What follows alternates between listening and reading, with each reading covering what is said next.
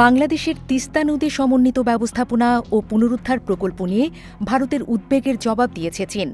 বাংলাদেশের সঙ্গে তিস্তা প্রকল্পে পারস্পরিক সহযোগিতা কোনো তৃতীয় দেশের বিরুদ্ধে নয় স্পষ্ট করে জানিয়েছে বেইজিং। একই সঙ্গে এই সহযোগিতার বাইরে কোনো দেশের হস্তক্ষেপও গ্রহণযোগ্য নয় বলে মন্তব্য করেছে দেশটি। এক সংবাদ সম্মেলনে চীনের পররাষ্ট্র মন্ত্রণালয়ের মুখপাত্র গুয়ো জিয়াকুন বলেন, চীন বাংলাদেশের সহযোগিতা কোনো তৃতীয় পক্ষকে লক্ষ্য করে নয়, তাই এটি তৃতীয় পক্ষের প্রভাবমুক্ত থাকা উচিত। ভারত দীর্ঘদিন ধরে তিস্তা প্রকল্পে চীনের সম্পৃক্ততা নিয়ে উদ্বেগ প্রকাশ করে আসছে। কারণ তিস্তা অববাহিকা ভারতের কৌশলগতভাবে অত্যন্ত গুরুত্বপূর্ণ শিলিগুড়ি করিডোর বা চিকেন স্নেকের কাছাকাছি অবস্থিত। এই সরু করিডোরে ভারতের মূল ভূখণ্ডের সঙ্গে উত্তর পূর্বাঞ্চলের রাজ্যগুলোর একমাত্র স্থল যোগাযোগের পথ। ফলে এই অঞ্চলে চীনের উপস্থিতি ভারতের নিরাপত্তা ও কৌশলগত স্বার্থের জন্য ঝুঁকি তৈরি করতে পারে বলে মনে করছে নয়াদিল্লি। তবে চীন বলছে, তিস্তা প্রকল্প সম্পূর্ণভাবে বাংলাদেশের মানুষের জীবনমান উন্নয়ন এবং নদী ব্যবস্থাপনার সঙ্গে সম্পর্কিত একটি জনকল্যাণমূলক উদ্যোগ। গুয়ো জিয়াকুন বলেন, বাংলাদেশ এই প্রকল্পকে অত্যন্ত গুরুত্ব দিচ্ছে। চীনও প্রকল্পটি বাস্তবায়নে সর্বোচ্চ সহযোগিতা দিতে প্রস্তুত।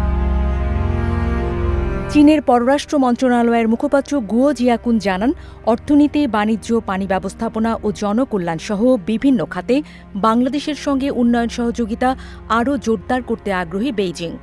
এদিকে তিস্তা প্রকল্পের সম্ভাব্যতা যাচাইয়ের জন্য প্রথমবারের মতো বাংলাদেশ ও চীনের বিশেষজ্ঞরা যৌথ কারিগরি সমীক্ষা পরিচালনা করবেন বলে জানিয়েছেন বাংলাদেশের পররাষ্ট্র উপদেষ্টা খলিলুর রহমান।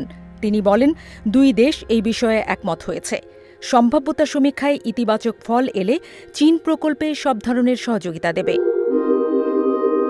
সম্প্রতি বাংলাদেশ ও চীন তিস্তা নদীসহ দেশের বিভিন্ন নদী ব্যবস্থাপনায় সহযোগিতা বাড়ানোর বিষয়ে সমঝোতায় পৌঁছেছে।